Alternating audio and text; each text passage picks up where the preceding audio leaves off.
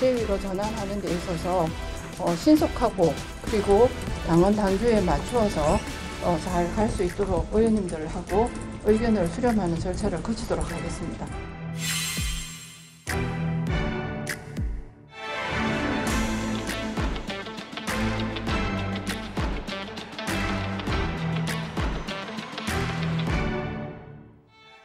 네, 여의도 사사건건 시간입니다. 조혜진 국민의힘 의원, 홍익표 민주당 의원 이렇게 두 분 모시고 이야기 나누겠습니다. 어서 오십시오. 반갑습니다. 네, 안녕하세요. 네, 저희가 매주 월요일이면 출연자분들께 주목할 만한 인물 좀 골라달라 부탁을 드리는데요. 먼저 조혜진 의원이 골라온 인물부터 좀 볼까요? 네, 이준석 대표. 왜 이준석 대표입니까? 지금 당이 겪고 있는 어려움의 그 중심에 이준석 대표 이슈가 들어 있습니다. 지난 대선 과정에서도 그런 게 이제 문제가 됐었는데, 그때도 저는 우리 후보나 우리 당에다가 이견이 있더라도 또 실망스러운 부분이 있더라도 승리를 위해서는 같이 가야 된다라고 설득을 했었고, 그 뒤에 또 탄핵 이야기도 또 나왔을 때도 그 당시 다수 분위기는 탄핵이었지만 저는 앞에 나가서 하면 안 된다. 같이 가야 된다라고 이야기했는데, 그렇게 해서 대선을 이겼는데 이기고 나니까 또 그런 갈등이 다시 불거져 가지고 당원권 정지 중징계가 내려지고 지금 이래 비대위, 그러니까 당은 더 어려워지고 해서 네. 활로를 찾기 위해서 오늘 방금 이제 저희 의원총회에서 비대위를 구성하기로 그렇게 결정이 됐는데, 저는 이걸 통해서 이제 잘 위기를 극복을 하면서 제가 여기 오기 직전에 의총에서 제일 먼저 발언하고 봤거든요. 네. 양해를 구하고 출연해야 돼. 생방송 출연 때문에. 거기서 이제 비대위 주장을 다시 반복했는데, 왜냐하면 지난번에도 전 비대위 해야 된다고 주장했었기 때문에 하면서 기술적으로는 이렇게 해결하더라도 장기적으로는 결국 우리는 원팀 정신을 회복해야 된다. 서로 이견이 있더라도 서로 배려하고 존중하면서 서로 이제 그런 부족한 부분은 메꾸어가면서 외연을 넓혀가는 플러스 정치로 돌아가야 된다. 그거를 우리 의원님들께 강조를 했고, 그게 결국 이제 핵심인 것 같습니다. 그건 우리 당만 그런 게 아니라 당정이 다 그런 플러스 정치, 원팀 정신, 이걸 빨리 회복하고 그렇게 해서 외연을 넓혀가고 국정을 순항시켜가는 것이 이번 이 일을 계기로 해서 우리가 얻어야 될 핵심 교훈이 아닌가. 그래서 그 교훈의 중심에 있는 이준석 대표를 네. 제가 오늘의 인물로 선정을 했습니다. 네, 일단 여당 상황이 굉장히 좀 어렵습니다. 예. 보시면서 어떤 평가를 하고 계신지 간단히 여쭤보고 좀 이어가죠. 여당 상황 자체요. 여당 상황. 글쎄요, 아마 상당 부분은 여당 스스로 자초한 것 아닌가 생각이 됩니다. 사실 뭐 3개월 정도밖에 되지 않기 때문에 정부 출범한 지가, 특별히 정책의 구체적인 그 내용을 갖고 평가하기에는 굉장히 이른 상황인데, 다만 이제 국민들한테 준 이미지 자체는 준비가 되지 않은 것. 그러니까 그다음에 대통령과 그 장관들의 어떤 이 사안을 대하는 태도가 좀 아마추어 같지 않느냐. 그래서 이 안정감을 못 드린 게 직접적인 원인이 된 것 같고, 특히나 이번에 아까 우리 조혜진 의원님 말씀하신 것처럼 이준석 대표 건을 비롯해서 당내에서 일종의 이 대통령을 놓고 일부 사람들이 소위 그 측근들 간의 힘겨루기가 점입가경으로 가는 거 아니냐, 이런 면들이 도리어 이 여당의 지지율을 스스로 까먹는 그런 상황으로 간 것 같습니다. 네, 자, 조금 전에 의총이 끝났으니까 의총 내용을 좀 정리를 제가 해드리고 말씀을 이어가는 게 좋을 것 같아요. 일단 비대위 전환에 의원들이 다 의견을 모았다는 거고요. 오늘 의원총회에 참석한 인원이 89명, 89명이 참석했던 모양이더군요. 조금 전에 이게 시작하는 그림인 것 같네요. 네, 권성동 원내대표 들어가는 당대표 대행이죠.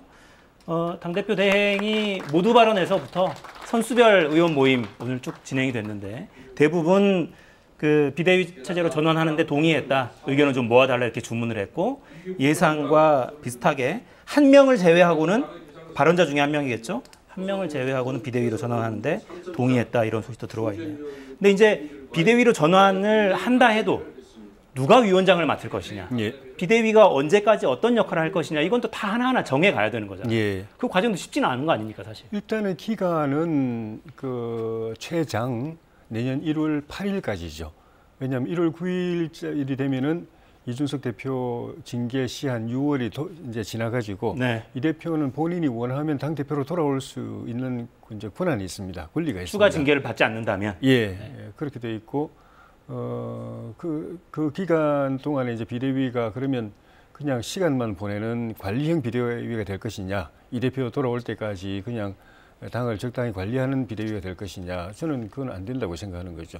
당, 정, 또 대통령실 전체가 맡고 있는 이 위기가 이 기간 동안에 우리가 다시 심기일전해 가지고 최선을 다해서 우리 스스로도 또 성찰하고 변화되고 또 단합하고 화합하고 이렇게 해가지고 국정을 또 그 제 궤도에 올려서 국민들 기대에, 정권 교체해 주신 국민들의 기대에 맞추는 그 일을 해야 되고, 그 일을 당에서 주도할 저 대표 기구가 비대위이기 때문에 네. 그런 역할을 할 수 있는 비대위. 그래서 그건 전 그 관리형이 아닌 돌파형 비대위가 돼야 되고 혁신 비대위가 돼야 된다고 그렇게 이제 주장을 해서 당 안팎으로 정말 좋은 분, 역량 있고 계획적인 분들을 모셔서 비대위를 꾸려야 된다, 그렇게 생각합니다. 혁신형 비대위라면 예. 혁신의 그 핵심은 뭐가 돼야 될까요? 당이 바뀌는 거죠. 지금 당 지지율, 뭐 대통령 지지율도 떨어지지만 당 지지율도 많이 떨어졌거든요. 네. 한때 멀지 않은 그 과거에 우리 그 민주당보다도 많을 때는 20%까지 차이가 났는데 지금 반대로 역전이 짧은 기간에 역전된 거는 국민들이 실망했다는 거거든요. 우리 당이 실망하는 모습 보여줬다는 거거든요. 국정 운영 집권당으로서 제대로 뒷받침도 못하면서 우리 안에서 볼성 싸놓은 모습 보여주고 막 그냥 뭐 하면 안 되는 말 이런 거 함부로 해가지고 수준 낮은 모습 보여주고 국민들이 실망하고 짜증스러운 모습 보여줬는데 그거 다 바꿔야죠. 새로워져야 되고 개혁해야 되고 심기일전해야 되고, 그리고 그것도 이제 또 제도적으로 바꿔야 될 부분도 있는 것이고 당의 틀을 바꿔야 되는 부분도 있는 것이고, 그런 것들을 지금 혁신위에서 하고 있는데 기왕이면 혁신위도 열심히 하고 곧 이제 성과를 하나씩 내놓겠지만은 당 지도부도 그런 그 당의 변화에 대한 국민의 기대에 맞출 수 있는, 부응할 수 있는 지도부가 세워져야 된다는 그런 뜻입니다. 네. 자, 전국 단위 선거에 연패하고 지금 민주당도 또 당 경선이 진행 중이라서 상대당에 훈수할 그런 입장이 아닌 것 같기도 합니다만, 네. 그래도 정부 국정을 책임지고 있는 축이니까 가장 중요한 축 아닙니까, 여당이? 혁신 어떤 부분을 좀 더 손봐야 국정에 좀 힘이 붙을 거라고 보시는지? 글쎄요, 아마 우리가 정권을 잃는 과정에서 국민의 신뢰를 받지 못했던 부분을 그대로 복귀해 보면 될 겁니다.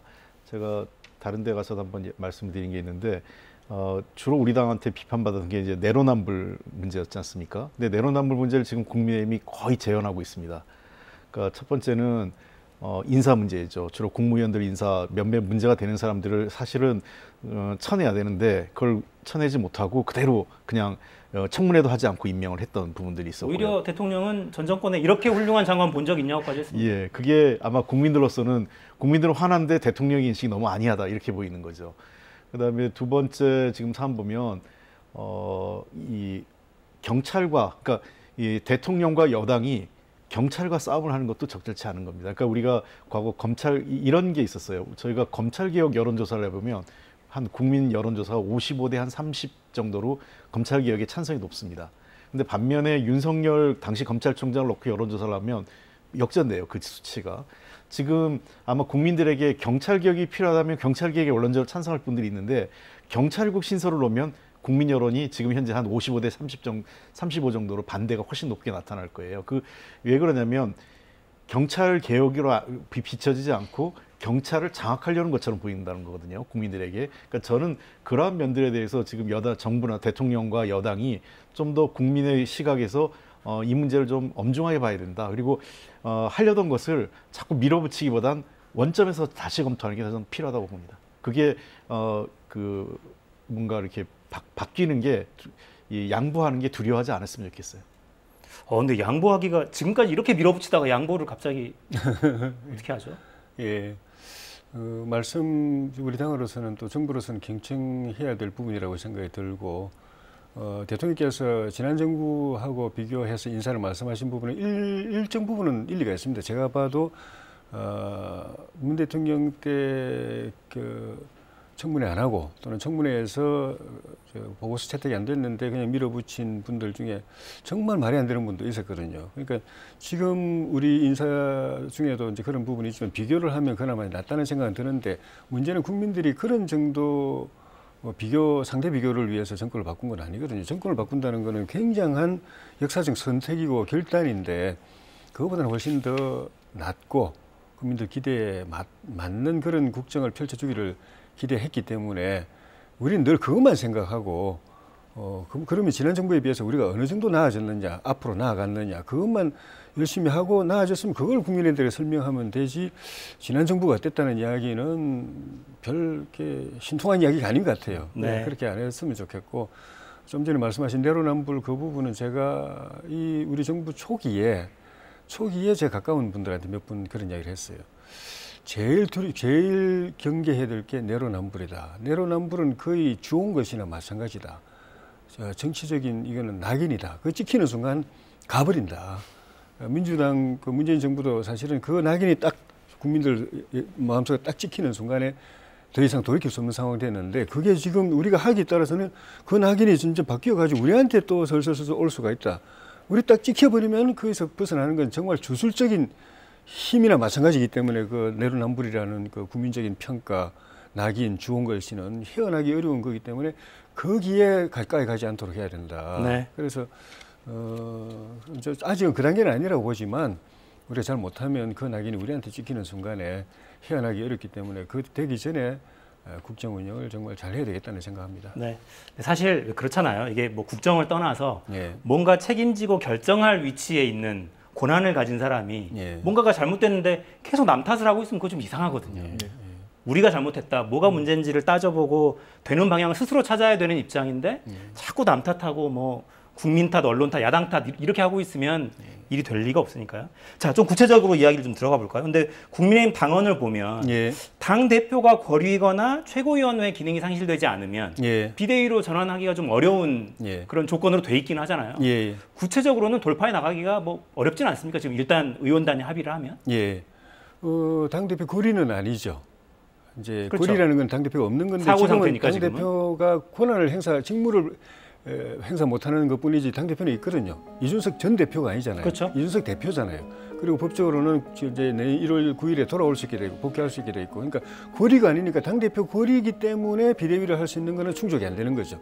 그 다음에 이제 그 최고위원회가 기능을 상실했을 때 지금 9분 중에서 5분이 사퇴를 했거든요. 그러니까 4분밖에 안 남고 그 중에서도 또 권성동 원내대표를 이제 빼고 나면은 또 성일종 그 정책의장 이런 분들 빼고 나면 2분인가 3분인가밖에 안 남아서 다 합해도 회의 자체가 진행이 안 되고 의결은 등을 할 수 없고 기능 상실된 상황인 거죠. 그리고 거기다가 또 뒤에 거기에 준하는 비상 상황까지 있기 때문에 그 요건은 지금 충족이 됐다고 보여지고, 그런데 그 이후의 절차들에 있어 가지고는 예를 들면은 비대위원장을 누가 임명하느냐. 당헌 당규에는 그 전국위원회에서 의결하고 당 대표나 권한 대행이 임명한다 이렇게 돼 있거든요. 네. 근데 당 대표는 지금 직무 정지 상태고 권한 대행이라는 거는 당 대표가 없을 때 권한 대행이 있는 것이기 거리를 때문에 전제로 하는 거죠. 예, 근데 거리도 아니고 그래서 그런 이제 그 미비한 점이 있습니다. 근데 그럴 수밖에 없는 게 당 대표가 윤리위에서 징계돼 가지고 직무 정지된 사례가 헌정사에 처음 없기 때문에 네. 당헌 당규 만들 때 그걸 그 전제해 가지고 이럴 때는 그다음 다음 단계로 이렇게 넘어가야 된다는 규정 자체 있을 수가 없어요. 그래서 네. 현 규정 자체 안에서 해석을 해야 되는데 충분히 해석을 통해서 적용이 가능하고 네. 정해석이 이제 논란이 많으면은 전국위원회 가지고 그 부분을 당헌 당규 개정을 통해서 손봐 가지고 그 하자를 치유하고 해도 되기 때문에 그건 큰 문제가 없을 것 같습니다. 당원 단계로 원포인트로 개정해서 갈 수도 있지 않냐. 예. 근데 정치권 안팎에서는 구구한 이제 또 온갖 해석들이 나오던데 제 눈엔 이게 좀 눈에 들어오더라고요. 이준석 대표가 돌아올 수 있는 뭔가 뒷문까지 잠그는 거 아니냐.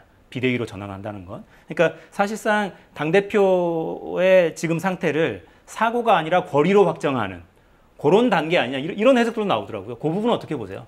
이준석 대표가 비대위 전환은 순순히 수긍하리라고 보십니까? 분위기로 보면 아닌 것 같기도 해서. 뭐 현재로서 아마 수긍을 안 하고 있는 것 같아요. 네. 이미 사실상 이준석 그 대표 입장에서는 선택의 여지가 별로 없습니다. 그러니까 죽거나 살거나 이 두 가지밖에 없는 것 같아요. 왜 그러냐면 하나가 첫 번째는 경찰 조사 결과가 지금 어떻게 나올지 모르거든요. 네. 그러니까 기소는 어렵다 하더라도 만약에 그런 어떤 사실관계가 확인된다면 사실 정치권 복귀가 쉽지 않고요. 그다음에 두 번째는 그럼 경찰에서 이제 무혐의 난다 하더라도 그럼 6개월 후인데요. 그때 지금 최고위원들이 다 사퇴한 상태에서 대표 혼자 돌아온다고 최고위원회를 다시 소집할 수 없거든요. 그러니까 이미 그 비상대책위원회로, 그러니까 아까 말씀드린 것처럼 대부분의 최고위원들이 사퇴하면서 의결할 수 없는 상황에 도달해 있기 때문에 사실상 지도부를 재구성해야 되죠. 그래서 현재 일부 아마 그 내부에서 여러 가지 이론이 있겠지만 비상대책위원회에서 여러 가지 논의를 거쳐서 조기 전당대회를 통해서 새로운 지도부를 빨리 선임하는 방식으로 갈 수밖에 없는 게 현실적이지 않느냐, 저는 그렇게 봅니다. 물론 내부의 당원 당규에 미비점이 있기 때문에 논의가 있겠지만 그런 내부적인 그 당원 당규의 문제를 고쳐가면서 아마 그렇게 갈 가능성이 현재로서 높지 않을까. 외부에서 보는 시각은 그렇습니다. 그러니까 당원 당규에 미비점이 있는 조치를 아무튼 비상 상황이기 때문에 비상하게 해간다 이건데 이준석 대표 입장에서는 이거 뭐 가처분을 내거나 법적 조치에 나설 가능성도 있지 않냐 이런 해석도 나오니까요. 그래서 저는 처음부터 그러니까 이 대표가 직무 정지되고 난 뒤에 그러면 그 대안 체제를 어떻게 가져갈 것이냐에 대해서 전대회를 해야 된다, 비대위를 해야 된다, 직무대행 체제로 가야 된다라고 했을 때 제가 비대위를 해야 된다라고 이야기했고 전당대회는 안 된다고 이야기했던 게 전당대회에서 당대표 새로 뽑아버리면 당대표 2명이 돼버리는 이런 우스꽝스러운 게 어디 있습니까?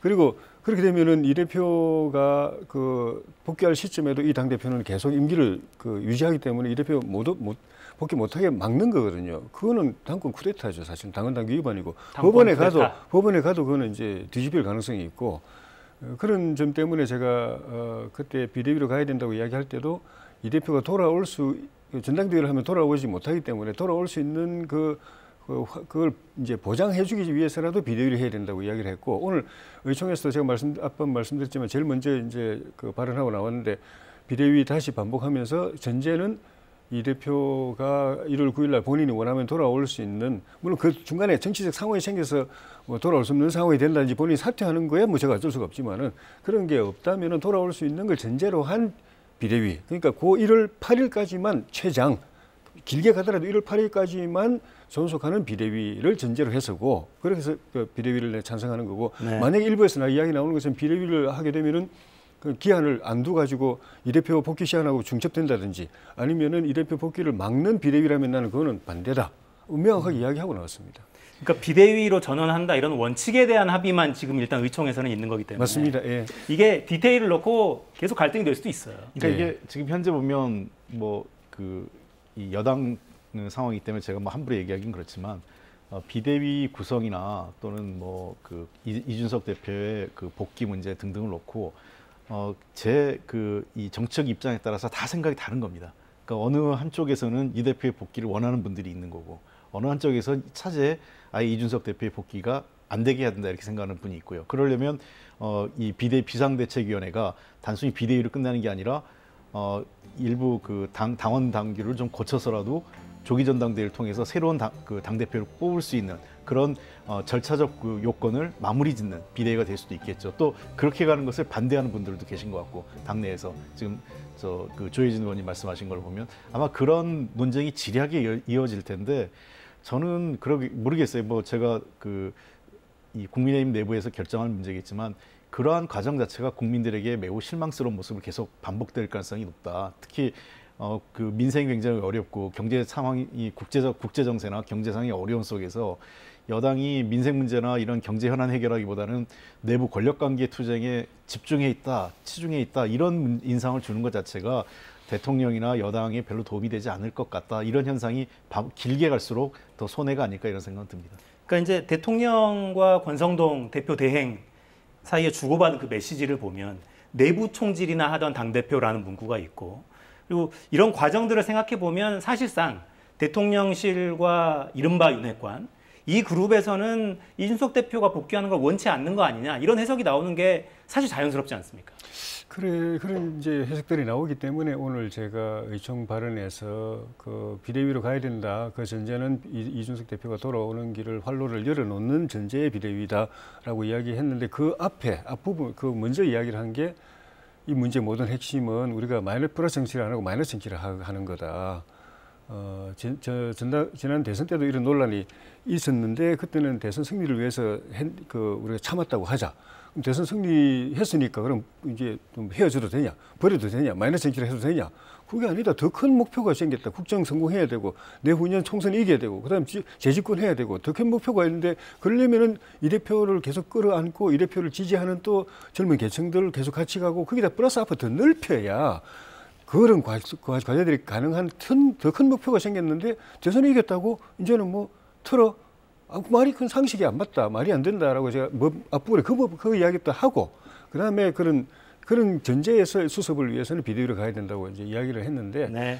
그 부분이 당이든 정부든 그 마인드를 정확하게 인식하고 그게 정치 기본이거든요. 플러스 정치, 마이너스 정치하면 안 되고 플러스 정치해야 되고 더하는 정치해야 되고 그러려면 서로 차이가 있더라도 이해하고 배려하고 용인하고 또 나도 상대방으로부터 배려받아야 될 부분이 있는 거지 나만 다 옳은 건 아니잖아요. 내가 배려 안 하면서 나도 언젠가 저 사람은 또 배척 당하잖아요.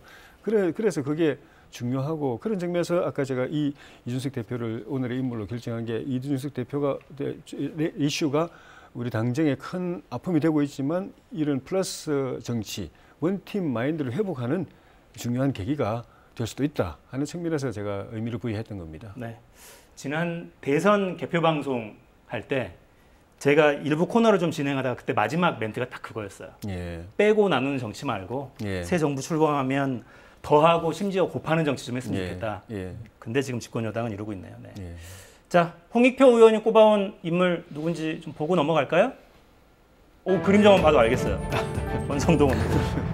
왜 원대표입니까? 네, 오늘은 그 화제 인물이 두 분 다 이제 여당 측 인사라서 그런데 오늘 뭐 최근에 이준석 그 당대표와 관련된 논란, 그다음에 대통령 지지율 하락, 그다음에 여권 내 갈등 모든 거에 중심에 지금 권성동 의원이 자리 잡고 있는 것 같아요. 구국 공무원 발언에서부터 문자 노출 뭐 등등 해서 사실은 원내대표가 의원들 그렇게 다독이고 이 갈등을 좀 줄여나가는 역할을 하는 게 원내대표 역할인데 최근에 그 국민의힘에서의 문제를 보면 원내대표가 갈등의 진앙지, 그러니까 논란의 진앙지가 되면서 상당히 그 여권 내부에서 힘들어하는 것 같고요. 결국은 그 권성동 대표가 비대위원장을 겸하고 있다가 비대위원장 직무대행했죠.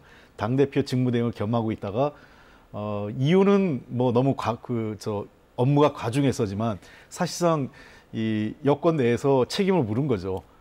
이 논란의 핵심은 당신으로부터 발생된 거기 때문에 원내대표까지 내놓지는 않고 당대표 직무대행을 내놓고 비대위 체제로 전환하게 된 그런 과정을 겪은 것 같습니다. 지금 밟고 있는 것 같은데 아마 권성동 원내대표가 계속 어려운 과정을 겪을 것 같습니다. 앞으로도. 그리고 뭐 지금 여권 내에서 특히 윤핵관이라고 한 내에서도 권성동 대표와 또 장제원 의원 또 등등 해서 지금 그 내부에서도 지금 힘겨루가 있다는 그 언론 보도가 계속 반복되고 있고, 그러니까 윤핵관 내에서도 지금 힘겨루기, 또 윤핵관과 또 그 반대에 있는 분들하고 또 힘겨루기. 그러니까 여권 전체가 지금 어떤 그 주류 세력이라는 것들이 이렇게 힘을 끌고 가면서 여론을 모아가는 게 아니라 계속 각 세력들이 분화되면서 힘겨루기를 하면서 훨씬 내용 상태가 장기화되고 있는 것 아니냐. 이게 저는 뭐 솔직히 야당 입장에서는 나쁘지 않지만 이게 야당 입장에서만 보는 게 아니라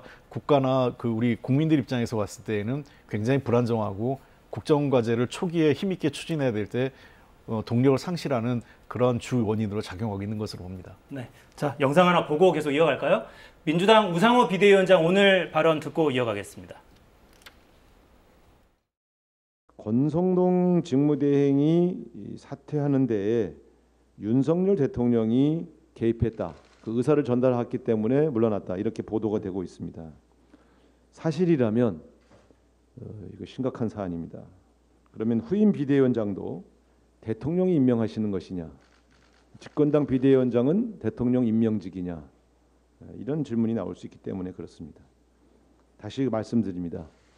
대통령은 정치에서 손을 떼고 민생에 전념하십시오. 국정 운영 기조를 바꾸지 않는 한 대통령 지지율은 상승하지 않습니다.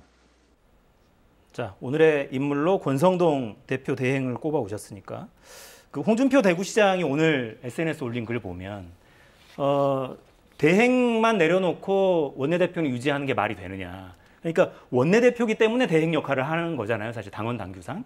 근데 이게 대행만 떼고 원내대표 유지하는 게 합리적이지 않다. 원내대표 자료 내놔라. 이런 요구를 하기도 했어요. 그 부분은 어떻게 보십니까? 일부에서 그런 주장을 하고 있는데 솔직히 오늘의 이 상황이 물론 책임의 경중은 있겠죠. 무게 차이는 있겠지만은 몇몇 사람들의 책임이냐. 전체 우리 모두의 물론 뻔한 이야기라고 들으실지 모르겠지만 다 책임이 있다고 보고 그래서 저도 삼선으로서 더 고민하고 계속 대안을 제시하고 앞에 나가서 이제 발언하고 의원들의 의견을 모으고 하는 이유가 구경하다가 나중에 평론하는 걸 누가 못합니까? 근데 그런 분위기가 사실은 이런 그 위기를 더 가중시킨 측면도 있기 때문에 모두의 책임이기 때문에 그걸 한두 사람에게 뒤집어 씌우는 것도 문제고 그리고 한두 사람이 그러면 빠지면 나머지가 그런 식으로 계속 뭐 남의 일처럼 쳐다보고 아니면 뒷담화나 하고 그러면 문제가 해결이 됩니까? 그런 측면에서 책임의 무게가 좀 더 크다는 측면은 있을 수 있지만은 그 사람만 빠지면 문제가 해결될 듯이 또는 대안도 제시 안 하면서 그 무조건 빠져 이렇게 말하는 거는 더 어려움과 혼란에 빠뜨리는 거기 때문에 그런 좀 무책임하다고 봐요. 그런 발언들은. 그런 측면에서 그리고 당장 지금 비대위라든지 이런 이제 그 대안 체제를 만들어 가지고 수습하는 이 과정에서 원내대표가 해야 될 일이 많은데 원내대표를 새로 뽑는 일부터 시작하면은 이거는 문제가 더 복잡하게 더 꼬이게 되는 겁니다. 네. 그런 측면에서 그건 전 바람직하지 않다고 생각이 들고 그뿐만 아니라 우리 당정 또 대통령실 모두가 이런 부분에 대해서 좀 앞부분 다시 이제 반복하지만은 서로가 정말 존중하고 인정하고 배려하는 쪽으로 가야 되겠다고 생각이 들고 다만 이제 좀 제가 좀 유감스러운 부분은 우상호 그 비대위원장께서 우리 대통령이 지시해서 원내대표가 직무대행 내려놓고 그 다음에 또 비대위원장도 대통령이 또 뽑을 거고 이렇게 말하는 건 사실도 아니고 모함입니다. 지금 상황 자체가 다 의원들이 공감대가 다 형성이 됐지 않습니까? 이렇게 해서는 안 된다. 그래서 결론도 이렇게 난 거지. 전 대통령 지시라는 걸 들어본 적도 없고 그리고 대통령이 당의 일에 관여하는 거에 대해서 하지 말라고 하는 것도 좀 무리예요. 우리 당은 계속 정부나 청와대에 요구하면서 당정 협의라는 게 서로 협의하고 요구하고 주고받는 거지. 당은 계속 당이나 정부나 청와대에 대해서 이래 달라 저래 달라고 이야기하면서 정부나 청와대는 당에 대해서 아무 요구도 못한다? 그건 말이 안 되죠. 문재인 대통령이 그렇게 했습니까? 당에 대해서 아무 요구도 안 했나요? 네, 그런 건 문재인 대통령은 그렇게 했습니다. 다만 관여할 때 있어가지고 바른 방향으로 의견을 제시하고 또 당의 발전 또 정부의 발전에 도움되도록 서로가 바른 제안을 하고 바른 조언을 하고 하는 게 중요한 거지. 아예 하지 마라. 끊어라. 일방적으로 이쪽만 저쪽에서 요구해라. 그건 말이 안 되죠. 근데 진짜 사실관계 바로 잡는 게 문재인 대통령은 당이 요구한 게 거의 없었습니다. 당정청에서 조율은 했다고 하지만 그건 되게 전국 국정 현안, 그러니까 국정과제나 이런 걸 했지 당의 어떤 이 공천 문제라든지 뭐 당의 당직을 누가 맡아야 된다든지 예를 들면 사무총장을 누가 해라, 뭐 정책위 의장을 누가 해라 이런 거에 대해서 제가 이해찬 당대표 계실 때도 했지만 뭐 문재인 대통령은 그에 관해서 단 한 번도 당에 요구한 적이 없고요. 이게 왜 그러냐면 우리가 소위 삼김씨 시대, 김영삼, 김대중, 김종필 그 제왕적 총재 시대라고 했지 않습니까? 그런 시대를 거쳐오면서 제왕적 총재 시대를 끝내려고 노력을 해왔던 거고, 그래서 아마 제가 보기에는 노무현 대통령 시절부터 어느 정도는 이 제왕적 총재 시대를 벗어나기 시작했던 것 같아요. 그러니까 그 당이 뭐 대통령이 얘기한다고 일사불란하게 움직이지 않는 그렇게 바뀌었던 거고, 박근혜 대통령 시절에 이제 박근혜 그 대통령과 소위 친박이 공천 문제를 갖고 뭐 좌우하다가 이제 당이 그 문제가 생겨서 총선에서 실패한 과정인데, 저는 이번에 그러니까 아마 그런 논란을 지금 이 윤석열 대통령이 자초한 게 권성동 대표하고 메시지 주고받으면서 사실은 그 내부 총질이라는 당 대표가 물러나니 당이 좋다 이런 얘기는 글쎄 하여간 아무리 사적인 대화라 하더라도 원내 대표와 대통령 간에 주고받을 수 있는 문자 내용치고는 상당히 수준 이하였던 거죠. 그런 문제가 생겼고, 그리고 이미 그 대통령과 관련된 몇 가지 문제가 생겼잖아요. 그러니까 그 문자가 노출되고 또 그 행사 때문에 비행기 그 두 분이 특별기로 갔다 오는 과정에서 대통령하고 논의했던 사적인 대화를 권성동 대표가 직접 흘린 건 아니지만 대개 권성동 대표 측이라고 보죠. 대통령이 격려했고 신임을 했다 이런 식으로 흘렸단 말이에요. 이것조차도 대통령실 입장에서는 대통령과 대통령실 입장에서는 좀 불쾌했죠. 일종의 연타석을 친 거죠.